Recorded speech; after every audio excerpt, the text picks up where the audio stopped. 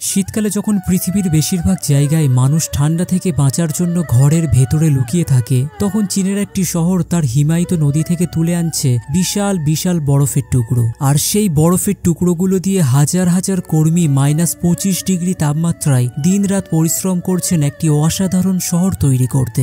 এই শহরে আছে বিশাল বিশাল প্রাসাদ, মন্দির, ক্যাসেল আর আকাশচুম্বী টাওয়ার। কিন্তু এগুলো ইট, সিমেন্ট বা পাথরের তৈরি নয়, সবকিছু তৈরি শুধুমাত্র বরফ আর বরফ দিয়ে। এটাই হলো হারবিন আইস সিটি, পৃথিবীর সবচেয়ে বড় বরফের শহর। হারবিন শহরটি চীনের হেইলংজিয়াং প্রদেশের রাজধানী। এই শহরকে চীনের আইস সিটি বলা হয়। হারবিন শহরটি অবস্থিত চীনের উত্তর পূর্ব অংশে, যেখানে সাইবেরিয়ার হিমশীতল বাতাস সরাসরি এসে পৌঁছায়। গ্রীষ্মকালে এখানে গড় তাপমাত্রা থাকে 21 ডিগ্রি সেলসিয়াস, কিন্তু শীতকালে তাপমাত্রা নেমে যায় -17 ডিগ্রি সেলসিয়াসে। জানুয়ারি মাসে তাপমাত্রা প্রায় -25 ডিগ্রি সেলসিয়াস পর্যন্ত নেমে যায়। এই প্রচণ্ড ঠান্ডা আবহাওয়ায় হারবিন শহরের সবচেয়ে বড় সম্পদ, কারণ এই ঠান্ডা আবহাওয়াতেই শহরের মধ্য দিয়ে বয়ে যাওয়া সংহুয়া নদীর জল পুরোপুরি বরফে পরিণত হয়। আর এই বরফ থেকেই তৈরি হয় পৃথিবীর সবচেয়ে বড় বরফের শহর। Harbin ice and snow world নামে পরিচিত এই পার্কটি 2024 সালে Guinness book of world record থেকে পৃথিবীর সবচেয়ে বড় বরফ এবং তুষার পার্ক হিসেবে স্বীকৃতি পেয়েছে। পার্কটির আয়তন ছিল 8,16,682 বর্গ কিলোমিটার। 2024 সালের ডিসেম্বর মাসে খোলা 26তম সংস্করণ আরও বিশাল। এবার পার্কের পরিকল্পিত আয়তন 10 লাখ বর্গ কিলোমিটার, যা আগের বছরের 8 লাখ বর্গ কিলোমিটার থেকে অনেক বেশি। এটি এখনো পর্যন্ত পার্কের 26 বছরের ইতিহাসের সবচেয়ে বড় সংস্করণ। পার্কটি তৈরি করতে ব্যবহার করা হয়েছে 3 লাখ কিউবিক মিটার বরফ এবং তুষার। এই পরিমাণ বরফ দিয়ে 80টি অলিম্পিক সাইজের সুইমিং পুল পূর্ণ করা সম্ভব। কিন্তু এই বিশাল পরিমাণ বরফ আসে কোথা থেকে? প্রতি বছর ডিসেম্বর মাসের শুরুতে হারবিন শহরে একটি বিশেষ অনুষ্ঠান হয়। এই অনুষ্ঠানের নাম আইস হারভেস্ট সেরিমনি বা বরফ সংগ্রহ অনুষ্ঠান। সংহুয়া নদীর বরফ যখন পুরোপুরি জমে যায়, তখন হাজার হাজার কর্মী নদীর উপর নেমে পড়েন বরফ কাটার কাজে। এই কর্মীরা প্রতিদিন সকাল 6টা থেকে কাজ শুরু করেন এবং অনেক সময় রাত 8টা থেকে 9টা, এমনকি মধ্যরাত্র পর্যন্ত কাজ করতে হয়। বরফ সংগ্রহের কাজটি অত্যন্ত কঠিন এবং বিপজ্জনক। কর্মীরা মোটা জ্যাকেট, হাঁটু পর্যন্ত রাবারের বুট, পুরো গ্লাভস এবং কান ঢাকা টুপি পরে কাজ করেন। তারা স্টিল চিজেল, করাত এবং অন্যান্য যন্ত্র ব্যবহার করে নদীর বরফ কাটেন। প্রতিটি বরফের ব্লক হয় 2 থেকে 3 ফুট পুরু। কৃত্রিম বরফ যথেষ্ট পুরু হয় না এবং বাতাসে টিকে থাকার মতো শক্তিশালী হয় না, তাই তারা নদীর প্রাকৃতিক বরফ ব্যবহার করে। বরফ কাটার পর সেগুলো ট্রাকে করে ফেস্টিভ্যাল ভেন্যুতে নিয়ে যাওয়া হয়। একটি সাধারণ ট্রাক একবারে 4 থেকে 7 কিউবিক মিটার বরফ বহন করতে পারে। 3 লাখ কিউবিক মিটার বরফ পরিবহনের জন্য কমপক্ষে 30,000 থেকে 50,000 ট্রাক যাত্রার প্রয়োজন হয়। এই পুরো প্রক্রিয়াটি সম্পন্ন হতে প্রায় 3 থেকে 4 সপ্তাহ সময় লাগে। ভেন্যুতে পৌঁছানোর পর শুরু হয় আসল শিল্পকর্মের কাজ।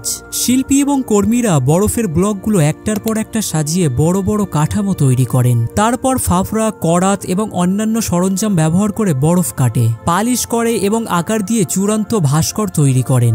এই শিল্পীরা চীন সহ বিশ্বের বিভিন্ন দেশ থেকে আসেন। 2024-25 সালের সংস্করণের থিম ছিল winter of dream, love among Asia. এই পার্কে 9টি প্রধান জোন রয়েছে। পার্কের অলিম্পিক কাউন্সিল অফ এশিয়ার 42টি দেশ এবং 3টি অঞ্চলের বিখ্যাত ল্যান্ডমার্কগুলো বরফ এবং তুষার দিয়ে তৈরি করা হয়েছে। এর মধ্যে রয়েছে চীনের টেম্পল অফ হ্যাভেন, জাপানের ওসাকা ক্যাসেল এবং ভারতের তাজমহল। পার্কের মূল টাওয়ারটি অলিম্পিক কাউন্সিল অফ এশিয়ার অফিসিয়াল এমব্লেম প্রদর্শন করে। পার্কে মোট 3000-এরও বেশি বরফের ভাস্কর রয়েছে। সন্ধ্যার পর যখন রঙিন এলইডি লাইটগুলো জ্বালানো হয়, তখন পুরো পার্কটি একটি জাদুকরী দৃশ্যে পরিণত হয়। বরফের ভেতর দিয়ে লাইটের রঙিন আলো যখন বিচ্ছুরিত হয়, তখন মনে হয় যেন এক স্বপ্নের জগতে প্রবেশ করছি। পার্কের সবচেয়ে জনপ্রিয় আকর্ষণ হলো সুপার আইস স্লাইড। 2024-25 সালে এই স্লাইডের লেন সংখ্যা বাড়িয়ে 24টি করা হয়েছে। স্লাইডের দৈর্ঘ্য 500 মিটারেরও বেশি। এটা অসাধারণ রোমাঞ্চকর। স্লাইডের পাশে 300 মিটার দীর্ঘ একটি বায়ুরোধী গরম ঘর তৈরি করা হয়েছে, যেখানে পর্যটকরা লাইনে দাঁড়িয়ে থাকার সময় হিমশীতল আবহাওয়া থেকে একটু আরাম পেতে পারেন। পার্কে আরও রয়েছে তুষার ফলকের আকারে একটি বিশাল ফেরিস হুইল। এই ফেরিস হুইল থেকে রাতের বেলা পুরো পার্কের অপূর্ব দৃশ্য দেখা যায়। এছাড়াও আছে বরফের tunnel, ice skating, snow tubing এবং আরও অনেক কার্যক্রম। পর্যটকরা বরফের তৈরি রেস্তোরাঁয় বসে খাবারও খেতে পারেন।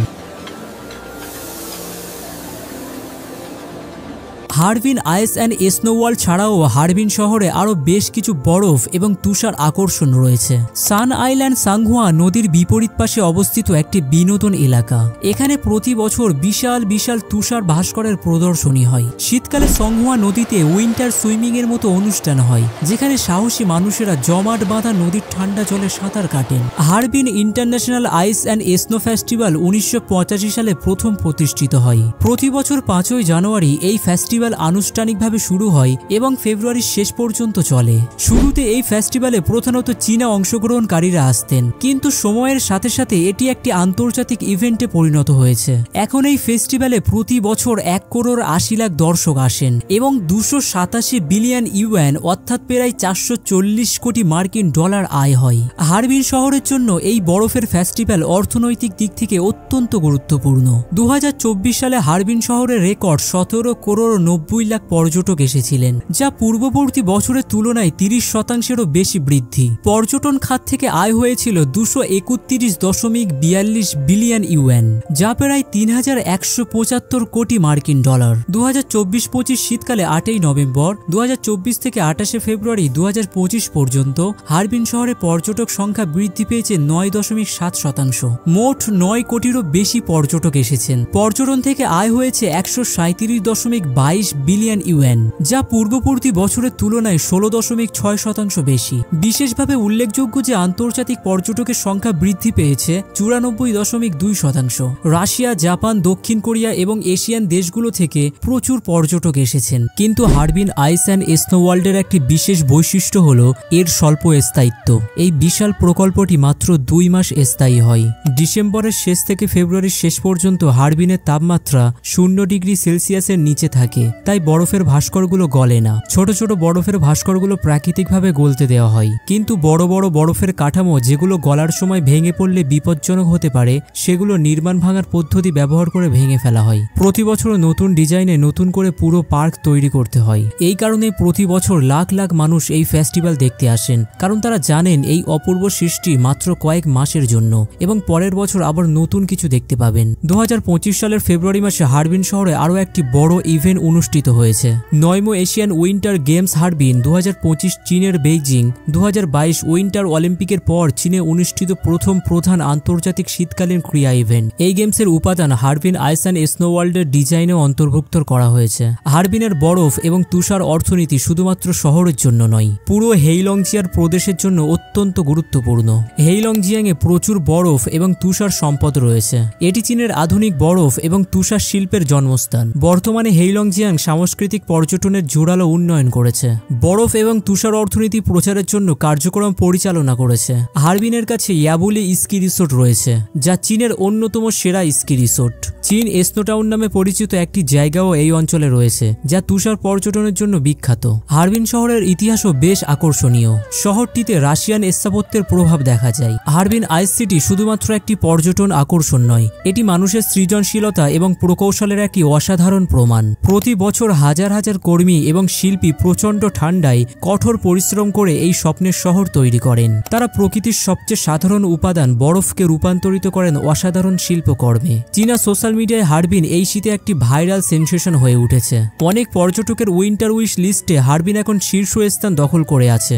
2025 সালে 50 কোটিরও বেশি মানুষ উইন্টার ট্যুরিজমে অংশ নেবেন বলে প্রত্যাশা করা হচ্ছে, যা পূর্ববর্তী বছরের তুলনায় 20% বৃদ্ধি। এই বৃদ্ধিতে হারবিন আইস সিটি একটি গুরুত্বপূর্ণ ভূমিকা পালন করছে। Harbin ice and snow world শুধুমাত্র বরফের ভাস্করের একটি সংগ্রহ নয়, এটি একটি সম্পূর্ণ অভিজ্ঞতা যেখানে শিল্পী, সংস্কৃতি এবং রোমাঞ্চ একসাথে মিশে গেছে। দিনের বেলা যখন সূর্যের আলোতে বরফের কাঠামোগুলো ঝকঝক করে তখন এক ধরনের সৌন্দর্য, আর রাতে যখন হাজার হাজার রঙিন লাইট জ্বলে ওঠে তখন সম্পূর্ণ ভিন্ন এক জাদুকরী দৃশ্য তৈরি হয়। হারবিন প্রমাণ করেছে যে প্রতিকূল আবহাওয়া একটি সম্পদ হতে পারে। যে প্রচণ্ড ঠান্ডা থেকে মানুষ সাধারণত দূরে থাকে, সেই ঠান্ডায় হারবিনের সবচেয়ে বড় আকর্ষণ। শহরটি তার ভৌগোলিক অসুবিধাকে একটি অনন্য সুবিধায় রূপান্তরিত করেছে। প্রতি শীতে যখন বিশ্বের বিভিন্ন প্রান্ত থেকে লাখ লাখ মানুষ এই বরফের শহর দেখতে আসেন, তখন তারা শুধু বরফের ভাস্কর দেখেন না, তারা মানুষের সৃজনশীলতা এবং প্রকৃতির সাথে সহাবস্থানের একটি অসাধারণ উদাহরণ দেখেন। হারবিন আইস সিটি পৃথিবীকে দেখিয়ে দিয়েছে যে শীতকাল শুধুমাত্র ঠান্ডা এবং অন্ধকারের ঋতু নয়।